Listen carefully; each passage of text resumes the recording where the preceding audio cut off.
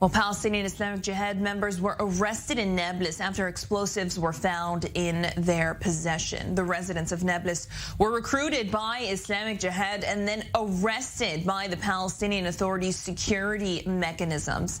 The unusual arrest in the West Bank comes after the Israeli military operation coined Breaking Dawn, where the IDF preemptively struck PIJ targets inside the Gaza Strip.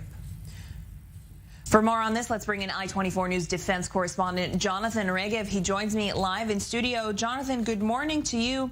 Palestinian Authority security mechanisms making these arrests. What is the significance of that? We hardly hear news like this. We always hear of the Israeli Defense Forces having intelligence of these types of situations and then making raids and arrests inside the West Bank. But talk to us about what it means for the PA to be conducting these. It's finally time the Palestinian Authority understood that the Palestinian Islamic Jihad, which is getting stronger and stronger, especially in the northern West Bank, the areas of Jenin and Nablus, are a threat not only to Israel, but even more so to the Palestinian Authority itself. The fact that the Palestinian Authority is hardly to be seen in Jenin, in Nablus, basically means that they have no control of that area whatsoever. That area is controlled by mostly the Islamic Jihad, also Hamas, the Islamic Jihad, fueled by money coming from Hezbollah, from Iran, and they pose a danger to the Palestinian Authority. If the authorities in Ramallah really forgot anything about it, then maybe they should look back to what happened in Gaza in 2007. Back then, with Hamas, the Palestinian Authority let Hamas gain more and more power until they overthrew the PA in a very violent coup. It could happen in the West Bank unless Israeli forces would be there. And the fact that the Islamic Jihad is growing in power, especially in the area of Nablus, a major threat to the Palestinian Authority. And now this could be the beginning, could sign some kind of action from the Palestinian Authority gaining some control in Nablus, in Jenin. Will there be more actions to come? Of course, we'll have to wait and see.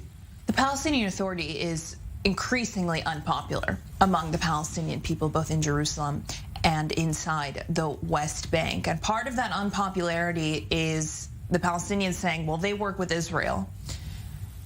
And if there were to be some sort of fair elections and Islamic Jihad is gaining this popularity, what is the Palestinian Authority to do should a group like Islamic Jihad be elected into power? It was, I think, about a year ago when the elections in the West Bank were postponed, exactly because of that. Exactly because I think the Palestinian Authority, President Mahmoud Abbas, they were well aware that they are unpopular. And if there were elections, they would lose to Hamas, they would lose to the Islamic Jihad. So yes, the excuse to postponing the elections was that Israel did not allow Palestinians living in East Jerusalem to vote. True. Mostly it is due to the reason that Mahmoud Abbas understands very well that he is unpopular, his organization is unpopular, and it is these kind of organizations which are gaining power when you don't see the Palestinian Authority, when it's nowhere to be seen in Jenin, in Nablus, they cannot expect to win elections. Therefore they postpone it.